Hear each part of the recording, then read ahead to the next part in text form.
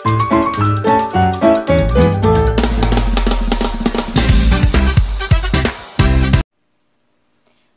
guys, welcome back again to our YouTube channel and you're watching the vlog. And if you are new in this channel, please don't forget to subscribe, like, and share, and please hit the notification bell para magiging updated ka sa mga coming natin videos in the future. So, in this videos guys, pag-usapan po natin ang tungkol sa simpleng bahay na pinagawa natin. So, dahil marami kayong mga nagtatanong kung magkano na nga ba ang inabot kong gastos sa pagpapagawa ng bahay hanggang BIM pa lang. Kasi nagpasta po tayo ngayon sa paggawa. Kasi nag-iipon pa po si Bolak. Wala ng pera, wala ng pundo, kaya ipon muna tayo. Before natin sagutin ang inyong mga tanong, ayan, basahin po natin shoutout sa inyong lahat ng mga nagtatanong, ayan. So, ito yung unang tanong ni Rhoda Crisa Marie Sanggayan. Ayan, magkano ang starting mo sa pagsimula ng bahay mo kabayan? Salamat. Ayan, sabi naman ni My Journey Mama Bon Vlogs, ilan na inabot niyan palangga? Ilang rooms yan? Ayan, sabi na My Journey Mama Bon Vlogs. Laman's Drop Works. Ayan, di ba pader pa lang? Wala pang bubong. Magkano yun? Ayan. Sabi naman ni Mac, binabati po kita sa napundar mong lupa at pararating na bahay. Hindi madaling mag-ipon, lalo na't single parents. Yes, tama po kayo. At may 4 na anak. Ang galing niyo po. Ayan. Sabi naman ni Duha, Amazing Adventure Vlogs, 2016 ka umalis pero may bahay ka na. Ako mula pa 2012, bakit kaya wala pa akong bahay? Ayan, depende yan sa paano mo minamanage sa ano yung priority mo, pina-priority mo sa yung salary. Ayan. And so guys, ito na. Guys, ang pagpapagawa ko ng bahay is hindi po ako nakapagtipid. Lahat ay gastos. From labor, materialis, yung transportation sa pagbili ng materialis, lahat po gastos. So, dahil po single parent po tong bulak ninyo, kaya wala tayong mapag-utos-utusan na wala talaga. So, ayan, gastos. Malaki ang gastos guys. So, hanggang BIM pa lang siya, umabot na siya ng 170,000.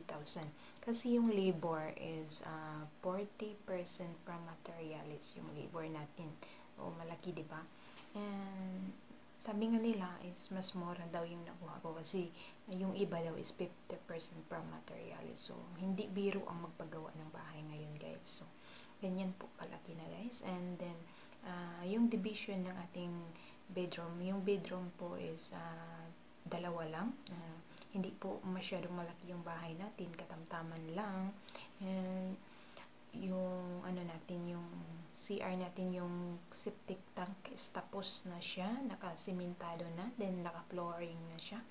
And yung pero kulang pa yung wall para sa taas, and then wala pa siyang bowl, ganyan po. And then maliit lang po yung living room natin, yung sala, and yung kitchen natin is maliit lang din po, pero hindi pa po siya tapos. So, tapos na yung beam natin, yung division ng ating rooms, yung 2 bedroom. So, ayan po. Hindi po biro guys, bilang isang OFW na domestic helper dito sa abroad, hindi biro ang magpagawa ng bahay. Sobrang kailangan mo talagang marunong kang mag-manage sa iyong kita. Hindi mo maiwasan, marami ding mga kapatid, pamilya mo na nangangailangan din ng tulong natin. But we need to limit guys, dahil pagdating ng panahon, tayo din yung mahihirapan. Tayo din yung pag-uwi natin sa Pinas, walang-wala tayo. Based on my experience guys, yung nung nagbakasyon ako, mahirap talaga na maubusan ka na ng pera. Kasi hindi mo yun hindi mo na wala kang malalapitan, mahirap. Kaya sabihin mo man dito sa abroad na hindi ka na mag-abroad, hindi ka na babalik pa, di mo pa rin maiwasan. Kasi pag ubos na yung pera mo, walang magbibigay sa'yo sa Pinas, wala kang malalapitan. Ayan, mahirap. Kaya kailangan mo magbigay ka man, yes, ako nagbibigay din ako sa mga kapatid ko, sa parents ko, nagbibigay din ako. But limited siya. Kasi may mga anak din ako. May pangarap, sarili akong pangarap sa buhay. So, kailangan i-discipline mo din yung sarili mo. Kailangan mo din, kasi dito sa abroad minsan matitempt ka sa maraming mga paninda, maraming magaganda. Ako, sa sarili ko, marami akong gustong bilhin. Pero dinidisiplina ko yung sarili ko. Iniisip ko kung ano ang priority ko. So, as of now, priority ko muna yung mag-iipon. At nagbibigay ako sa pamilya ko, sa mga kapatid ko. But, nililimit ko yung pagbigay ko sa kanila. Kasi, paano matatapos yung project natin kung gunang-gulang tayo, bigay ng bigay tayo, wala tayong ipon, di ba? So, ayan. And, natatawa ako last week, guys, kasi pumupunta kami sa Riyadh. And then, naisipan ko na, naalala ko na nakapag-withdraw ako ng 1,000 real is 2 months ago na, hindi ko pa siya nagalaw. Kaya, sobrang napakatipid si Bulak, guys. So, ganyan ako pag mayroon akong project, guys. So, ganyan ako, guys, higpit, guys, sa sarili ko. Yes, mayroon akong mga gustong bilhin, may ako. Pero iniisip ko lagi kung ano ang priority ko, yun ang priority ko. Yung project ko, kailangan ko pa ng maraming pira. Kailangan pa ng malaking pira. Kaya, hindi muna. Yan yung sinasabi ko sa sarili ko. Pag nakakita ako ng maganda, sinasabi ko, wow, ang ganda nito Gusto ko to.